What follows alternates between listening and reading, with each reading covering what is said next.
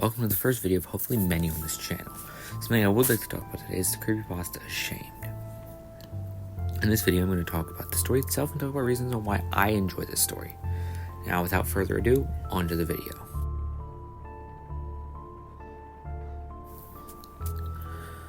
The story of Ashamed begins with our protagonist sitting in their car. They describe the weather as rainy. Their dad gets out of the car to watch an indoor volleyball thing.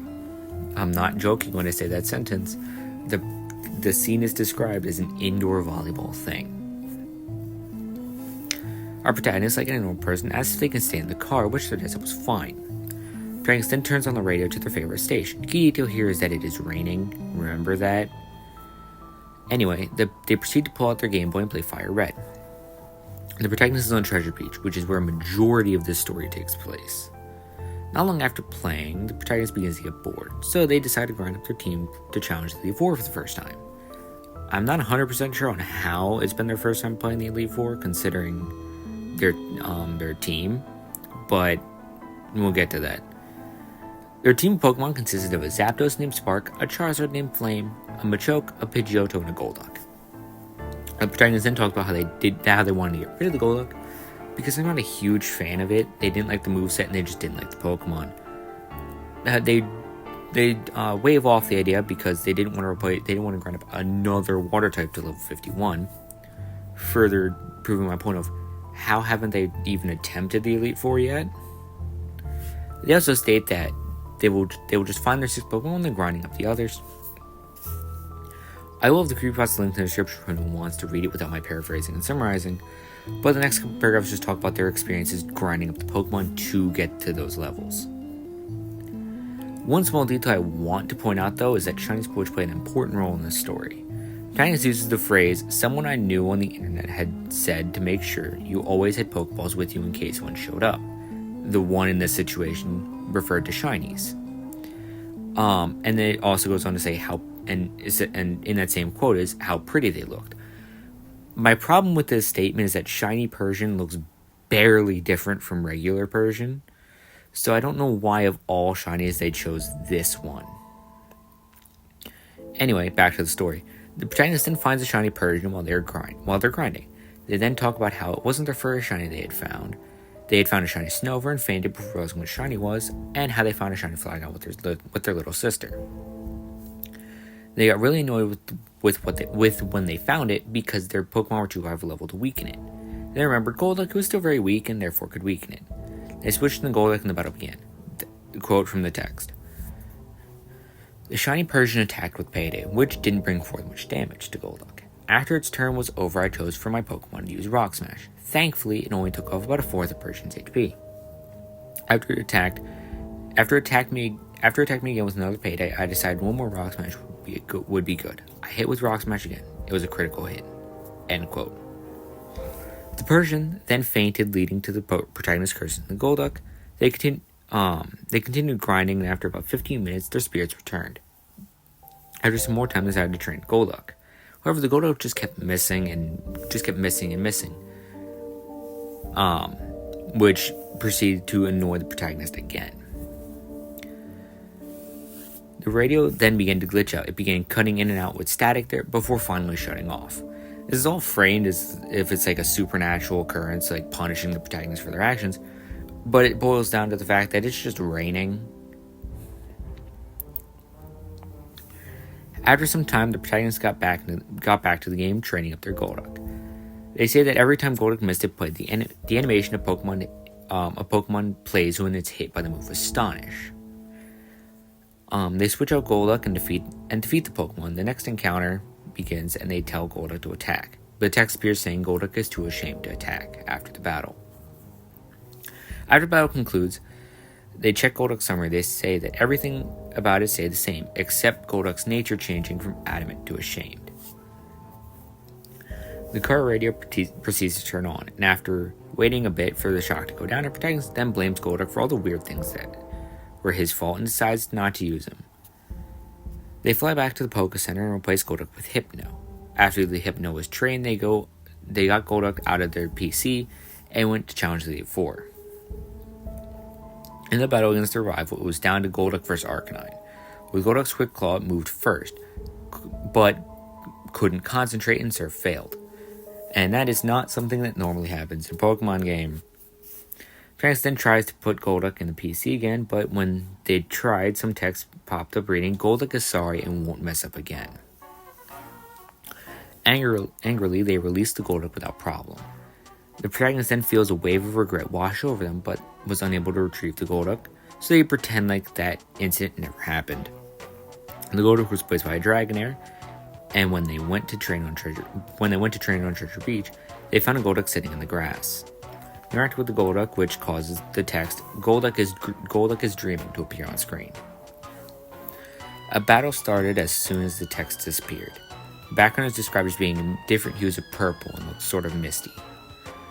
There was no music, but some effects played. The battle showed the fainting of the shiny Persian. Sorry, I keep stuttering over words.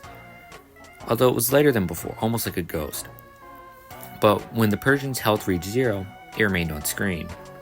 The Persian's health reached 0, Golduck kept missing its attacks, and the Persian kept whittling down Golduck's health. Persian ended the fight by using Bite to finish off the Golduck. Once the scene changed back to the normal overworld, multiple lines of text appeared, one after another. Golduck jumped and woke up. Golduck is shocked to see you. Golduck is ashamed. Another battle started after those lines disappeared. This time our protagonist was fighting Golduck. They say that there were streaks under Golduck's eyes where it looked like it had been crying. Instead of throwing a Pokemon, the protagonist's character just stood there. The battle continued without the protagonist's input. The words "Golduck used Quick Claw" appeared on screen.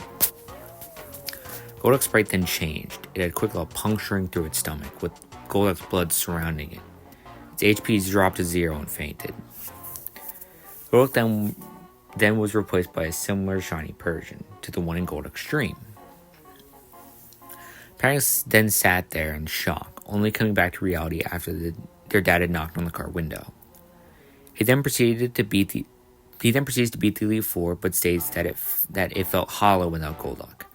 Filled with guilt, he catches an adamant Psyduck and gives it the exact same moveset as the old Golduck. They train the new Golduck to level 51, where a male shiny Persian appeared. They used Rock Smash, which did a fourth of Persian's HP, and it attacked with Payday. Golduck hit again with Rock Smash. It was a critical hit.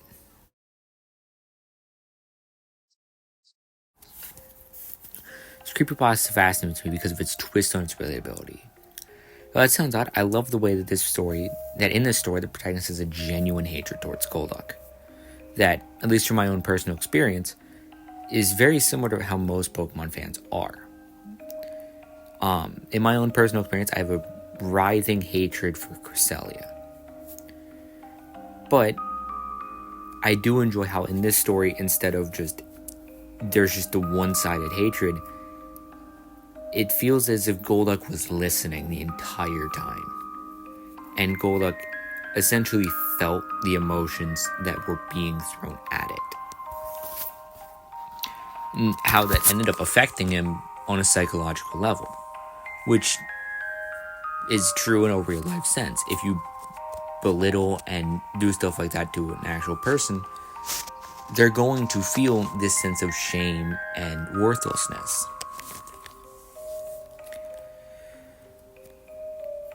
But I am really fascinated. The thing that really fascinates me about the story is the guilt that the protagonist feels.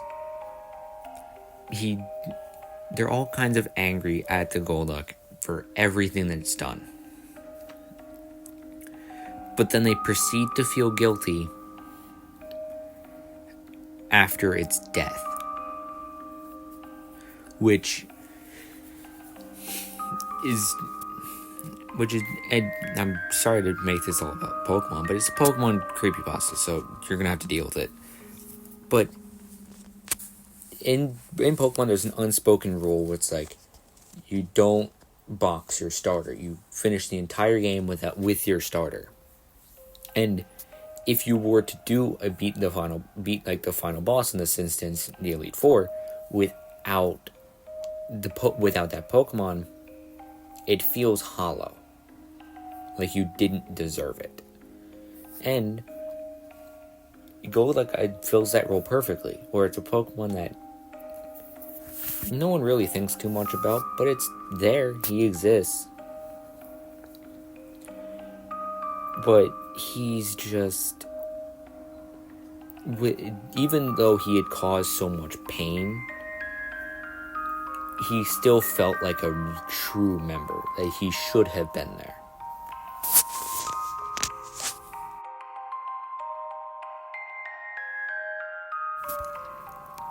Pokepasta, Ashamed, takes a disturbing twist on the hatred towards a specific Pokemon. I do also recommend reading the creepypasta as a whole and supporting the creator, because there was a really quick summary of the story. I do recommend actually checking out the story. I have left links to the story and the creator in the description, so I do highly recommend checking them out as well as interacting with the story itself. However, that's all for me, and feel free to list some more suggestions in the comments on what else I should talk about. Until next time.